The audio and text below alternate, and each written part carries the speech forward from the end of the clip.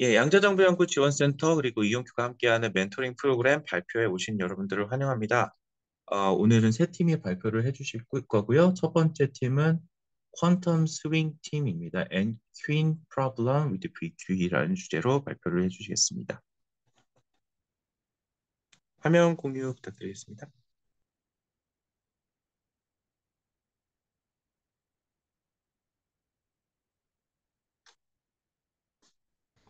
저만 안 보이나요?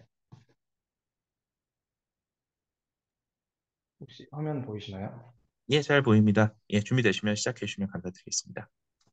네, 발표 시작하겠습니다. 네, 안녕하세요. 저희는 이번 IonQ 리서치 멘토링 프로그램에서 Nqueen Problem with VQA를 주제로 연구를 진행한 퀀텀 스윙스 팀입니다. 저는 발표를 맡은 팀장 한재훈입니다.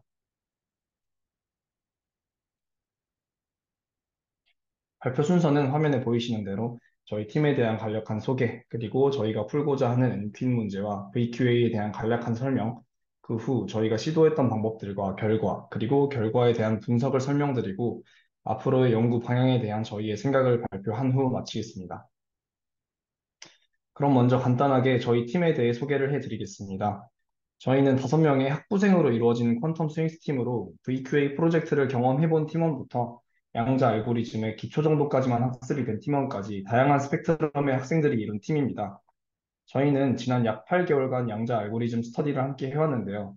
멘토나 지도자 없이 저희끼리 학부생들끼리 스터디를 하며 힘듦이 적지 않게 있었는데 이렇게 좋은 기회로 멘토링을 받게 되어 양자정보연구지원센터와 아이온큐 관계자분들께 다시 한번 진심으로 감사의 말씀을 드립니다. 다음으로 저희가 풀고자 한 문제의 정의입니다.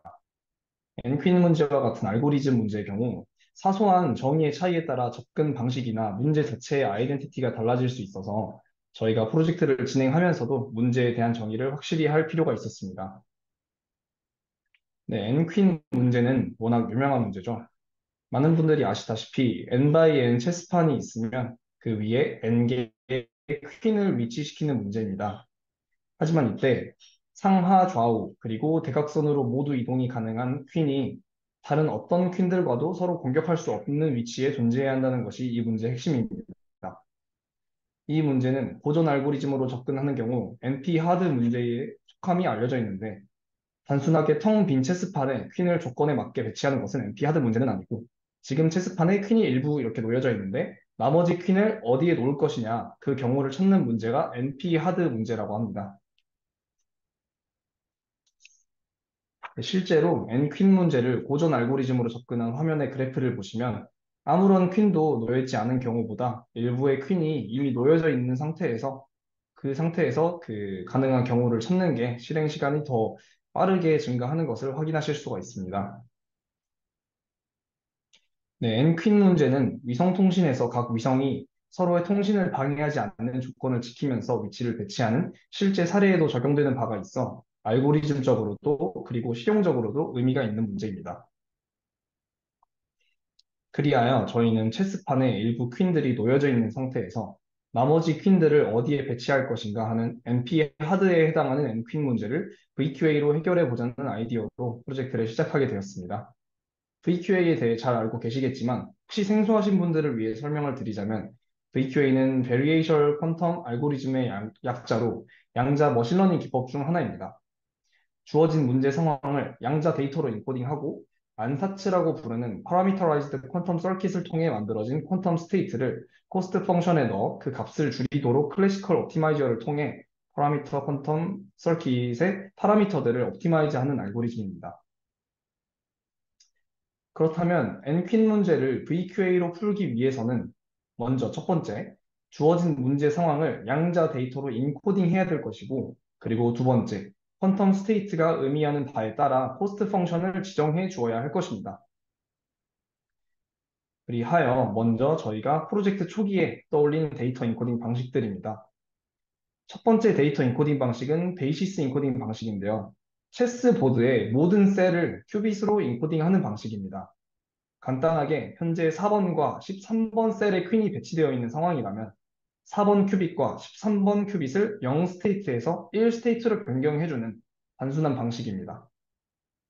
두 번째 인코딩 방식은 앵글 인코딩 방식으로 각 행에 있는 퀸이 몇 번째 열에 있는지 그 정보를 큐빗에 인코딩하는 방식입니다. 예를 들어 현재 1번 행에 0번째 열에 퀸이 위치하고 있으므로 1번 큐빗에 파이를 4등분한 4분의 파이에 0을 곱한 값을 극도로 로테이션하는 방식입니다. 세 번째 인코딩 방식은 앰플리튜드 인코딩 방식으로 퀸의 위치를 베이시스 스테이트 벡터의 앰플리튜드로 인코딩하는 방식입니다.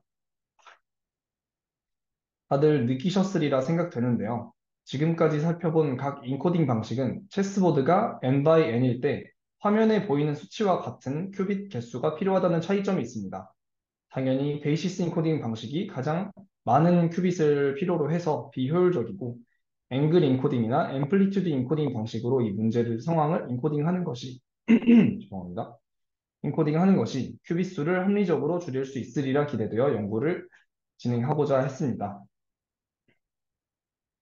하지만 앵글 인코딩과 앰플리튜드 인코딩 방식의 경우 리설트 스테이트로 나오는 퀀텀 스테이트의 해석이 문제 상황과 직관적으로 맞지 않아 타개할 수 있는 방법을 고안해야 했습니다.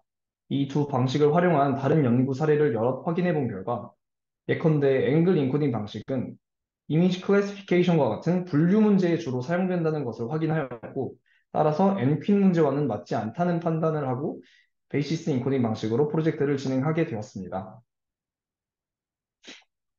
안사츠 구성 방식은 화면과 같습니다. 만약 주어진 체스보드에 현재 0행 2열에 퀸이 하나 놓여 있다면 0행의 다른 열에는 퀸이 놓이면 안 되겠죠. 그래서 2번 큐빗에는 X게이트를 통해 0 스테이트에서 1 스테이트로 생성을 해주고 같은 행에 있는 0번, 1번, 3번 큐빗은 아무런 게이트도 취해주지 않습니다. 이후에 퀸이 놓여있지 않은 다른 행에는 가장 왼쪽의 열을 나타내는 큐빗을 1 스테이트로 만들어준 뒤 파라미터에 따라 스왑을 하거나 스왑을 하지 않을 수 있는 그러니까 파라미터에 따라서 스왑이 될 수도 있고 아이덴티티가 될 수도 있는 아이징 XY 게이트를 통해 가장 왼쪽의 큐빗에 배치해 놓은 가장 왼쪽의 큐빗에 배치를 해 놓은 1 스테이트를 같은 행에 다른 어떤 자리로 옮겨줄지를 결정합니다. 이와 같은 안사치의 구성을 통해 한 행에는 하나의 퀸만 놓여지는 것이 보장이 됩니다. 다음으로 코스트 펑션의 구성 방식입니다. 각 행과 열의 경우 정확하게 퀸이 한 개만 놓여 있어야 하기 때문에 각 행과 열의 퀸의 개수를 세고 한 개일 때는 0이 되도록 하는 함수 f를 설정하였습니다. 그리고 대각선의 경우에는 퀸이 한 개만 놓여 있거나 퀸이 0개여도 정답일 수 있으므로 퀸이 한 개 또는 0개일 때 0이 되도록 하는 함수 g를 설정하였습니다.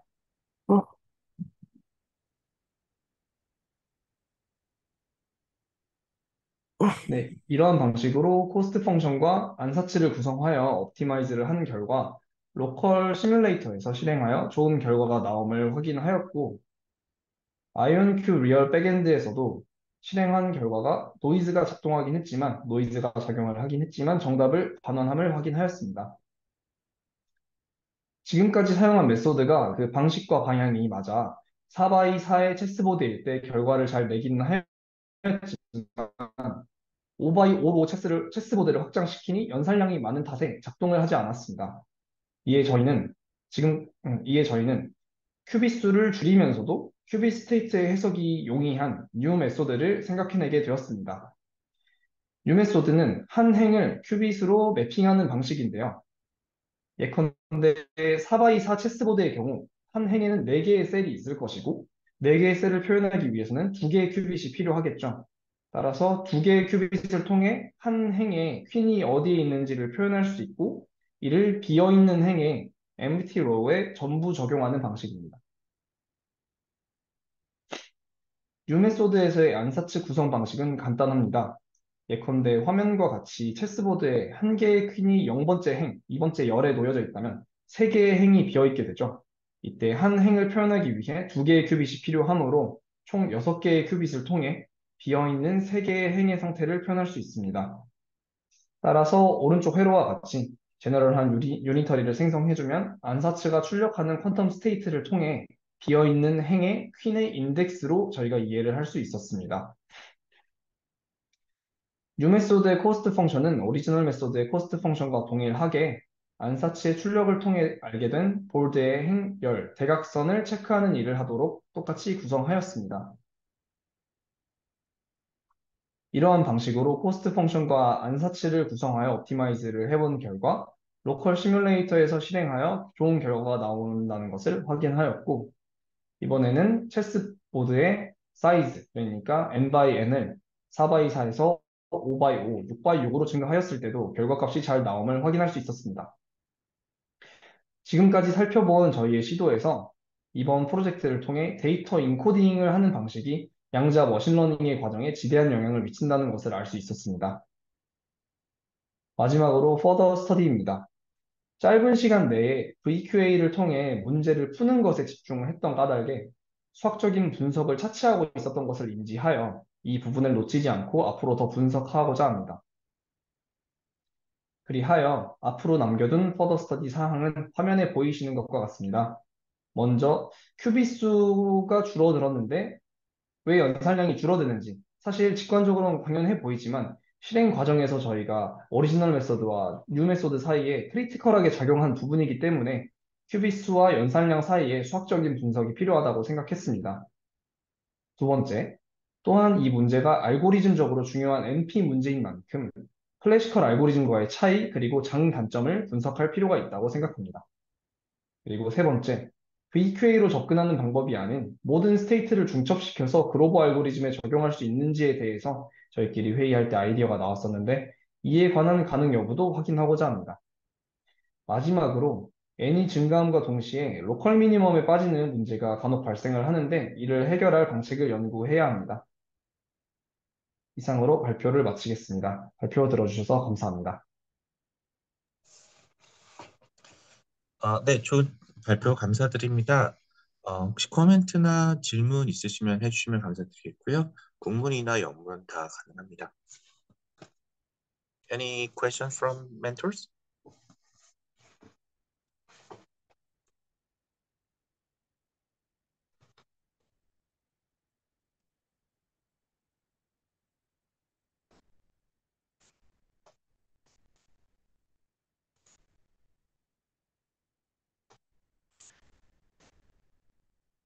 네, 그러면은 다음 발표로 넘어가겠습니다. 좋은 발표해주신 퀀텀 스윙 팀께 다시 한번 감사드립니다. 네, 그럼 다음 발표는 QML4HEP 팀입니다. 발표 준비되셨을까요?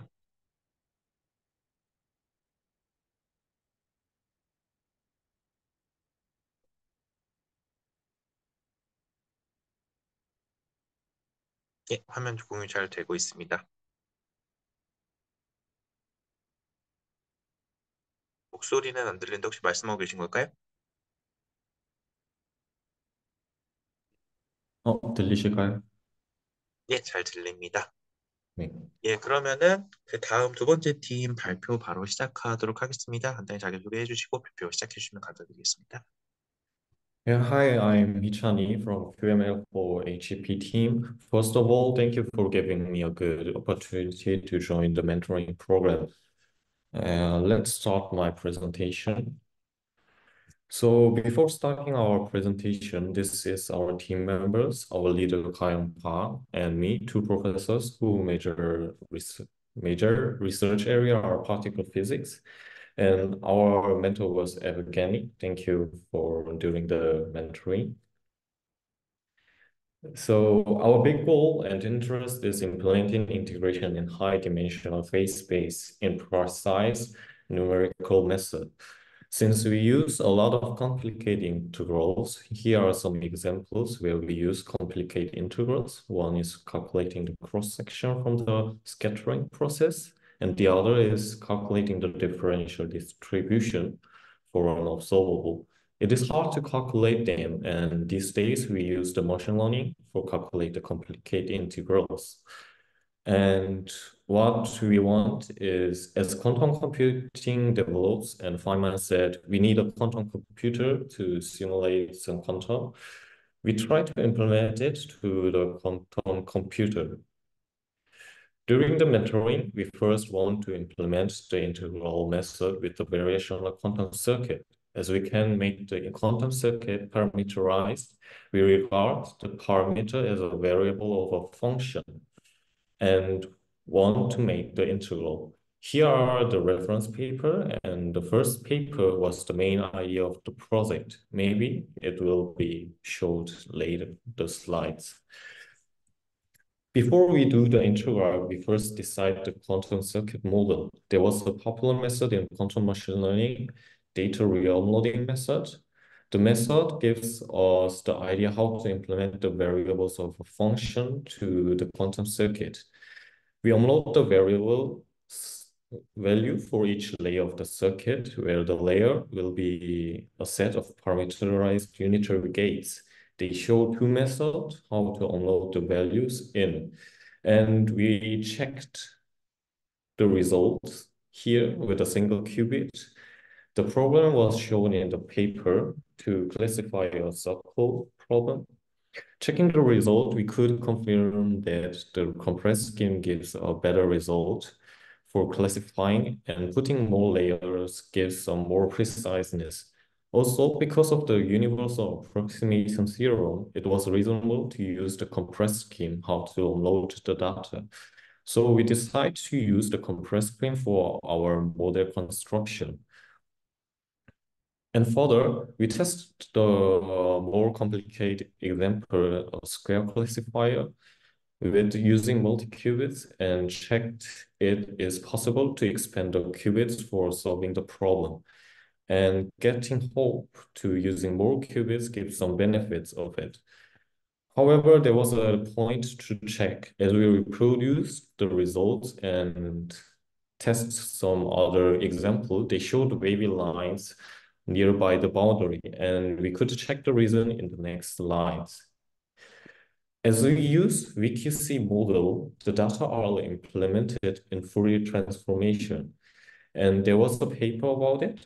Maria Schultz describes some of the parameterized gates are acting as an amplitude in Fourier transformation, and the other gate parameters where we unload the data acts like a frequency in Fourier transformation. So it gives us a message. As we want to get more accuracy, we should add more layers in the circuit. And they will be solve the wavy lines problem. And now we make the integration with data re-unloading model. To implement the function properly to the quantum circuit, we decompose the compressed gate set to a set of rotation gates, which is called the fundamental Fourier gate. Here are the examples for one-dimensional function and three-dimensional function. We expand the qubits and add entanglements for high dimensions. The first two examples will be use the three-dimensional target function example, but later, as we make the integration differently, there will be some revision of the architecture. First, we evaluate the integral like this. We make the VQC model approximate the target function with optimizing the parameters theta here, and calculate the results with Riemann sum.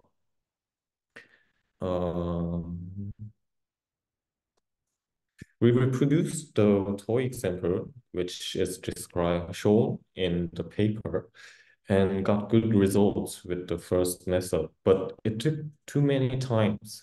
For the second example, it took 6 hours. It was because to get a precise result, we must run the quantum circuit model for all points in the X ranges for the Riemann sum. As we want to make high-dimensional integration, it takes exponential costs for getting the results. So we make the integration method as first part I mentioned regarding the VQC model as a function with variables. There was a method to make a derivative of the function called parameter shift rule. So applying the parameter shift rule depend on x, we could get the derivative of VQC model and then approximate the target function with optimizing the parameter zetas with classical optimizer, and then using zetas for the original VQC model and evaluate the integral with the fundamental theorem of calculus. So parameter shift rule was the key point for integration. Here is some explanation of it. As we regard the VQC as a function, we could check the dependence of the measurement expectation on one parameter. It can be expressed as a linear combination with the same architecture model with just shifts in parameter values. I showed a simple calculation, an example for the Pauli rotation of x gate. Here we can check the cosine derivative is minus sine theta. Before doing the integral, we wanted to check that VQC model could approximate non-periodic function because of the expressivity of the VQC model that Maria shows at the paper. The toy example is a very simple case for the Fourier transformation. Simply, we just approach the one-dimensional function, and here are the results of the non-periodic problems and one for the realistic function from our research area. We could check the result with some wavelength error, but we could make an approximation. Making interrogation for the non-periodic example, we could get results like this. With training data 50 points between -1 to 1 and 2 qubits 4 layers architecture, it gets some revision of the model. And we use 40 parameters to optimize. Using the Adam optimizer, it takes 1 to 2 hours to train. And we could simply get the integration value very fast, faster than the Riemann sum. And here is our summaries of what we could learn during the mentoring and future research. So VQC model can approximate functions which is not periodic in the range we trained. We could implement the integration with VQC model for some functions. As it makes Fourier transformation, we should take proper layer depths for getting good accuracy, and parameter shift rule makes a significant rule for differentiating. For future research, as we want to integrate in high dimensional phase space, we want to expand it for the higher dimension and did some analysis for parameter shift rule for multivariables to make multiderivatives. And we want also to approach the real problem. As I mentioned, Bright-Wigner equation will be the example. And we could compare the result with the neural network results. And also, we can using some different architectures or integration methods. Thank you.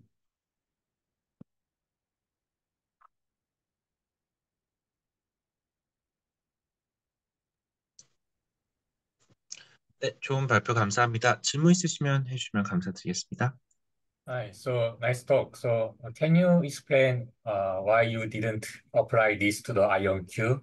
You had some problem, right? So it'll be good if you explain in detail about this.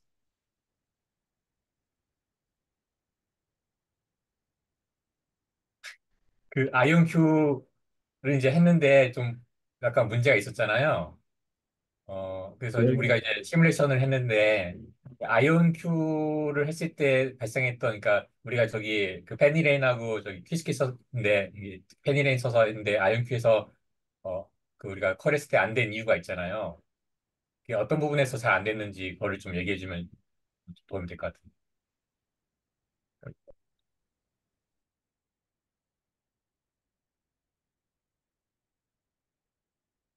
Uh,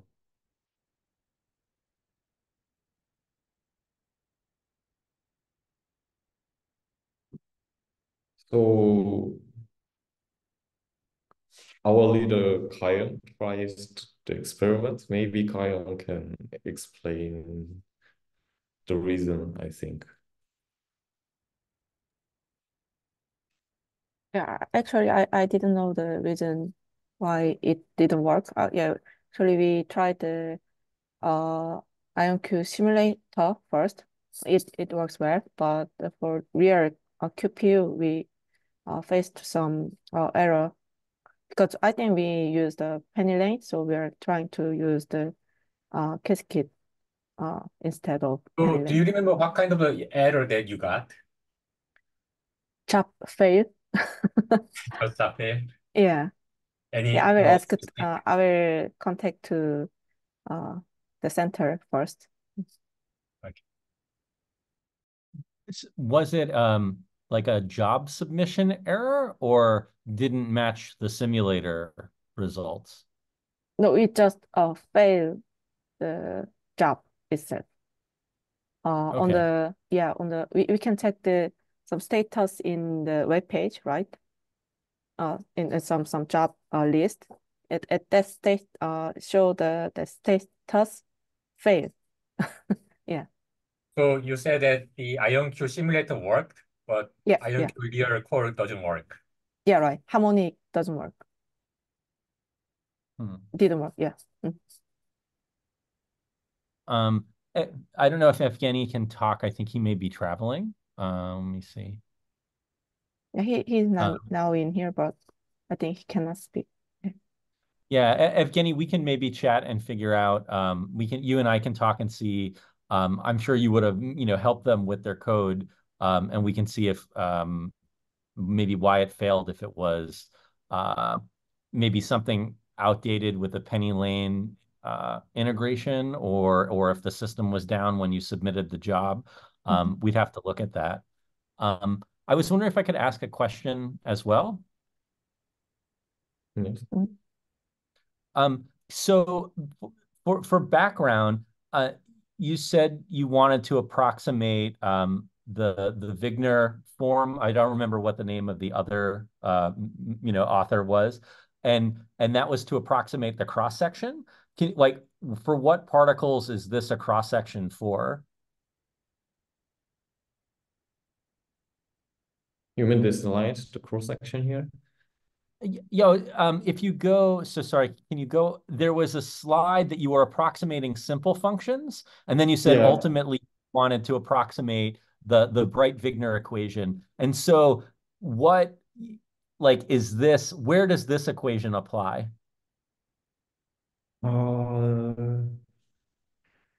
This equation is applied to some checking the resonance for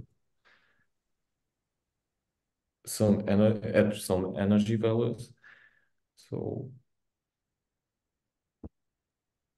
for example, E plus E minus make the G boson, and the G boson decaying to the muon pair. Yes. Then because of this 4 for the G boson mass, we have this Bright-Wigner. Thank you. I just didn't know the basic particle physics. Thank you. 네, 또 다른 질문 있으실까요? 채팅창에 오케이. 네, 에브게니 박사님이 좀 봐주신다고 하시고요. 혹시 이제 아이온큐 퀀텀 컴퓨터를 사용하시다가 문제가 테크니컬한 이슈가 있으신 분들은 물론 이온큐 쪽에 먼저 얘기를 하시면 가장 베스트일 수도 있는데 저희 센터 쪽으로 연락을 주셔도 저희가 참고를 할 수 있도록 하겠습니다. 예, 그러면 좋은 발표해 주신 QML4HBEB 팀께 다시 한번 감사드리고요. 다음 발표로 넘어가도록 하겠습니다. 네, 그래서 저희 마지막 발표는 KSBL 팀이고요. 계신가요? 예. 네, 그렇습니다. 발표 잠시만요. 드리겠습니다.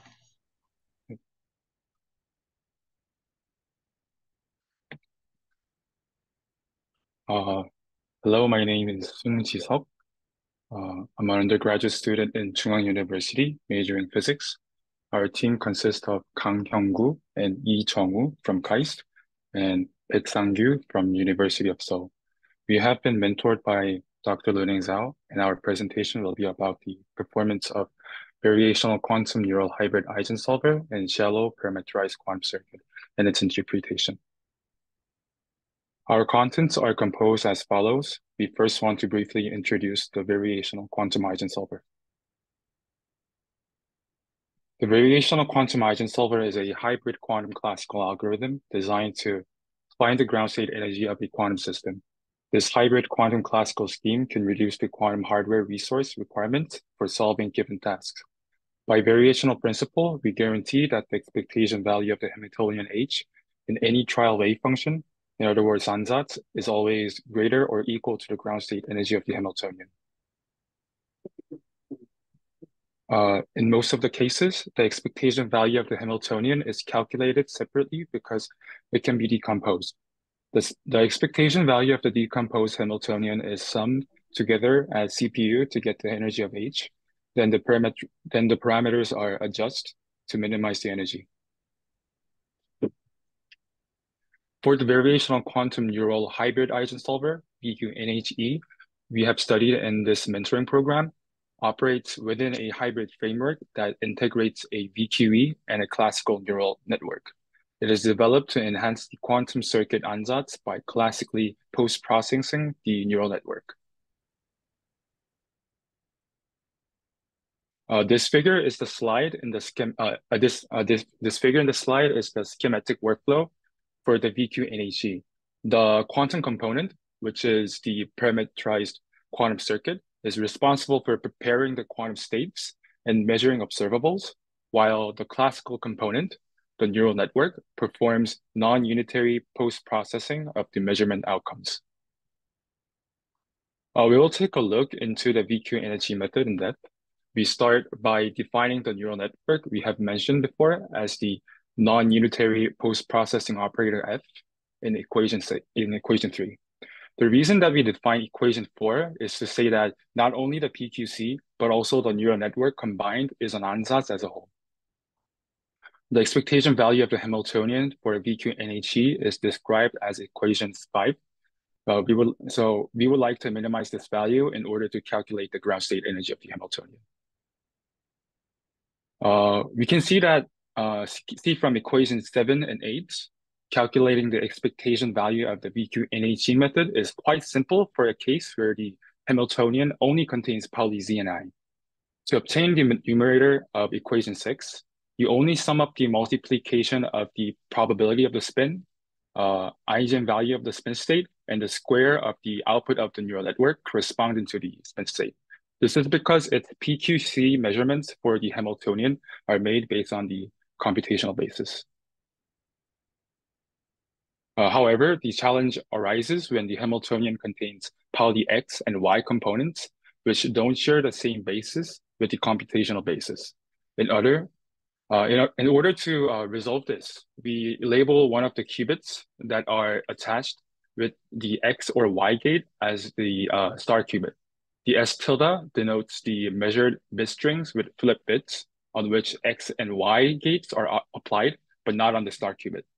We also have to construct a measurement circuit V in accordance with the Pauli string being measured. Combining these steps, we are able to calculate the desired outcomes via equation 10. To show the performance of the VQNHE, we have reproduced the VQNHE framework to solve for the ground state energy of the 1D transverse field Ising model. The Hamiltonian of the TFIM is denoted as equation 11. It introduces a quantum mechanical spin flipping term, which is a Pauli X gate represented by a transverse magnetic field into the classical Ising model. The following is the result of the experiment. For a 5-site TFIM problem, the dotted line denotes the exact ground state energy, and the red error bar, the vanilla VQE, and the blue error bar, the VQNHE result. The activation function of the neural network for the experiment is shown at the left. It is clear that the VQNHE outperforms VQE. We further investigated the performance of the VQ-NHE when different activation functions are applied. The figure in the slide is the result of the VQ-NHE with the neural network having all activation functions as tangent hyperbolic. By comparing the result with what we have first shown, we have noticed that the choice of activation function is highly relevant to the performance of the VQ-NHE. In order to examine the result in more detail, we printed out the neural network outputs for all spin states, which are represented as Fs in equation 10. Here in equation 12. Original structure shows a variance in the output. However, neural network with the tangent hyperbolic activation functions fail to capture the variance. We have also observed a symmetry with the midpoint as an axis. We presume the symmetry occurs because the problem we solve is a open boundary condition. From this experiment, we came up with a hypothesis that VQ-NHE can be interpreted as follows.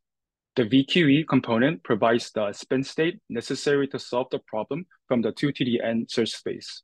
If we define the space of the spin states from VQE outputs as the measurement space, we can describe the role of the neural network as solving for the problem in a reduced measurement space. From this hypothesis, we arrived at a conclusion that if the neural network is well structured and the PQC can simply provide the spin state measurement, the neural network can show a good performance regardless of the probability of each spin state. Hence, we proceeded to experiment the following. First, set the PQC weight as random. However, we observed that 10,000 shots provide all possible spin states. Therefore, we do not have to concern if the PQC does not output necessary spin states.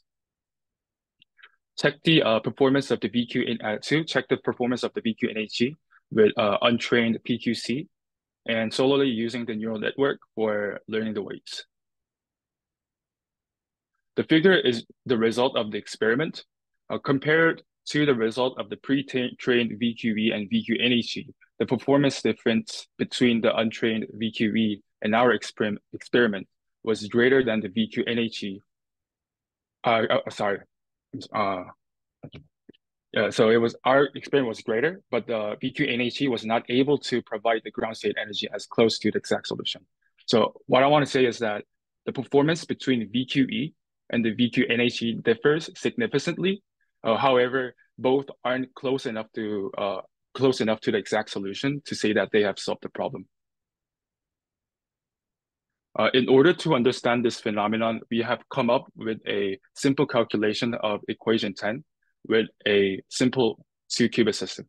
So the equation that calculates the expectation value of the Hamiltonian in case of VQ-NHE. Suppose a 2-qubit state with a Pauli string xy acting on the first and the second qubit respectively. Since this is a 2-qubit system, all possible states are given as S0, S1, S2, S3. Then S star and S tilde are given as below. As shown in calculation, we were able to simplify the term in the numerator, but the same cannot be done on the denominator. Moreover, the probability terms on the numerator and denominator do not cancel out because the probabilities on the numerator are from the measurement circuit, but the probability on the denominator are from the PQC alone. Hence, both probability terms remain in the calculation. The choice of the PQC plays a big role in the VQ-NHE scheme. From here, we want to introduce our result of the VQ-NHE solving the ground state energy of the hydrogen atom.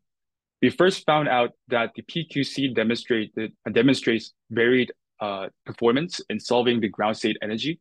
Layer 3 precisely matches the exact solution, while layer 2 exhibits minor error around a bond length of 1.25 angstrom.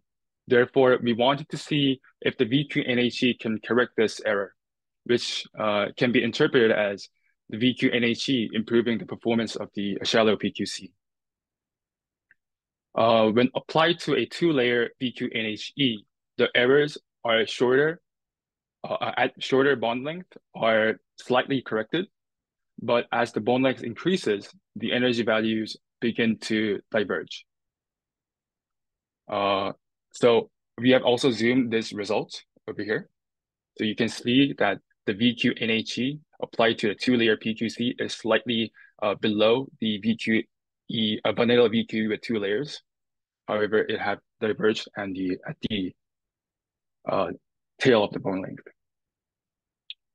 So for our future research, we would like to explore a more in-depth explanation on how to select a appropriate PQC and a compatible training method for the VQ-NHE to enable the hybrid scheme to successfully enhance the divergence in molecule bond length experiment. This is the end of our presentation. Thank you for listening. As you might have observed, the majority of our experiment did not demonstrate a significant performance advantage over the original VQ-NHE scheme. Nonetheless, this project offered us a profound opportunity to delve deeply into the paper. It also led us to realize just how tricky it is to find something novel in research. Thank you once again for your time and attention. Thank you, IonQ, for giving this great opportunity. 예, 좋은 발표 해주신 예, 송지석님께 다시 한번 감사드립니다. 혹시 그 질문 있으시면 해주시면 좋겠습니다. 지금 채팅창에 하나 있는데 읽어주시고 그리고 네. 답변해 주시면 좋을 것 같아요. 네, 알겠습니다. Could you please comment on the asymptotic behavior of the dissolution curve in slide?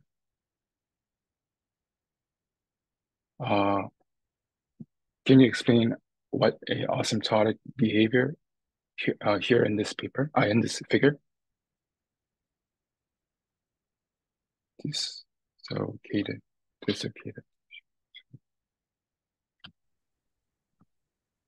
I think Evgeny is asking about this, like the energy at the dissociation limit. Why it doesn't match the exact ones? Actually, we didn't came up with an idea that could explain this error. So since it fits very well around here, but does not fit at the energy length, it might be because of the learning rate, or how like we are thinking of it's a problem origined by the optimization scheme, or it might be a code error that calculates the Hamiltonian energy for the VQ-NHE. So we're still finding out how this is not matching at the bone length bigger at 1.5. So you train your VQE, right, for layer 2, and then you get pretty like accurate results, right? Yes, we did.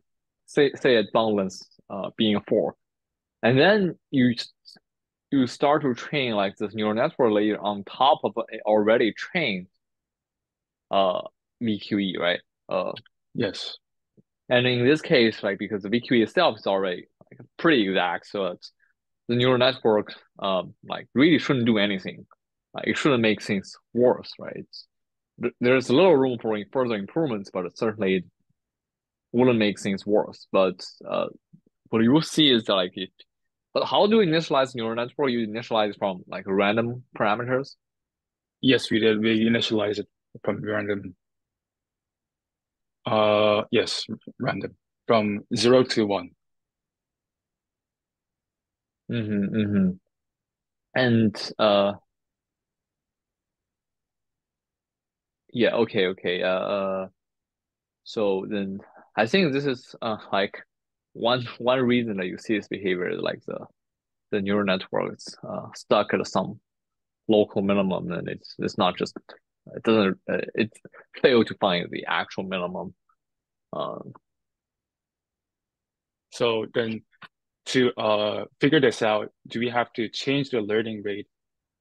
From starting from here, should we retrain the neural network and change the learning rates, or like kind of modify the optimization scheme? So my thought is like you might want to like initialize your neural network in a more like a clever way than just random because uh because you spend so much you bring so much effort in running in training the VQE circuits, like optimizing the parameters. But then if you start from like all zero, if you start from like randomized or like random parameters for a neural network, you kind of like you already start from like a pretty good distribution, and then all of a sudden you add something that is completely randomized and it just completely messes it up. Then Yeah.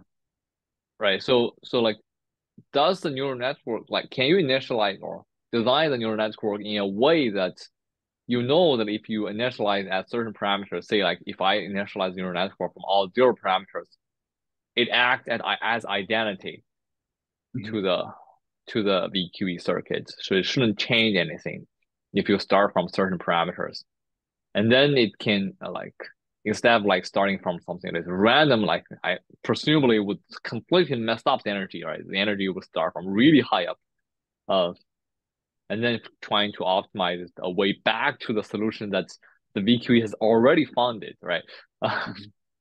So like starting from the solution for the like found by the VQE and then further improve it.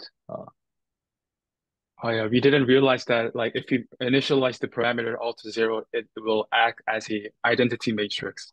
Oh Oh, yeah, that's that is not necessarily true. It depends on the uh, architecture of the neural network, right? So my point is that you can design the neural network in a way that it's that you know that if you initialize at certain parameters, like all of zero being one example, that would like give you identity, something like that. okay. Thank you very much. Good suggestion, Luning.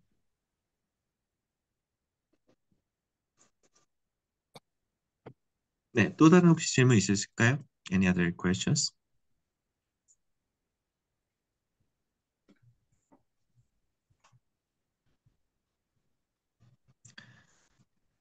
네, 추가 질문이 없으시면은 오늘 발표는 이것으로 마치고요. 다시 한번 좋은 발표해 주신 세 팀 모든 분들께 다시 한번 감사드립니다. Thank you for attending today's presentation. Thank you for all the speakers. 저희 그 프레젠테이션은 내일 모레 같은 시간에 또 한번 이제 진행이 됩니다. 저희가 총 6팀이 이온큐 멘토링 프로그램 참여를 했었고요. 오늘 3팀이 발표를 했고 내일 모레 또 3팀이 발표를 할 테니까 많은 참여 부탁드리겠습니다.